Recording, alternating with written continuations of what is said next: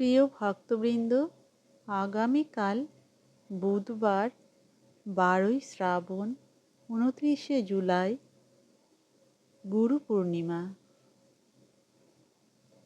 গুরু হলেন সনাতন ধর্মে সেই মহাপুরুষ যিনি অজ্ঞানতার অন্ধকার দূর করে জ্ঞানের আলো দেখান।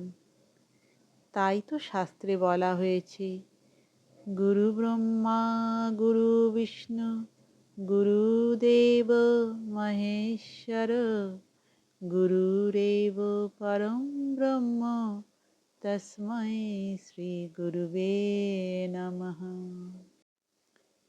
ভক্তবৃন্দ, এই দিন মহর্ষি বেদব্যাসের আবির্ভাব তিথি, তাই অনেকে একে ব্যাস পূর্ণিমাও বলে থাকেন। বেদব্যাস মহাভারত শুধু রচনা করেননি, তিনি মানুষের কাছে ধর্ম ও জ্ঞানের আলো পৌঁছে দিয়েছেন। আসুন আজকের ভিডিওতে আমরা কিভাবে সহজ নিয়মে কোন মন্ত্র জপ করে গুরুদেবের আশীর্বাদ পেতে পারি তাই আপনাদেরকে জানাচ্ছি।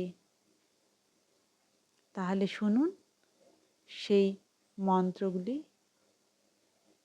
ভবসাগর তারণ কারণ হে রবিনন্দন বন্ধন খণ্ডন হে।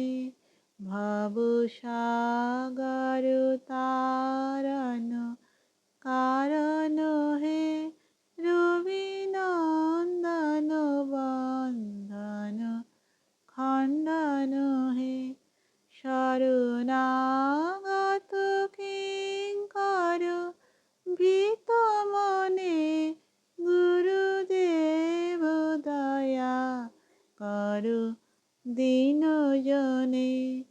গুরুদেব কৃপা কর জ্ঞানহীনে গুরুদেব দয়া কর দীন জনে।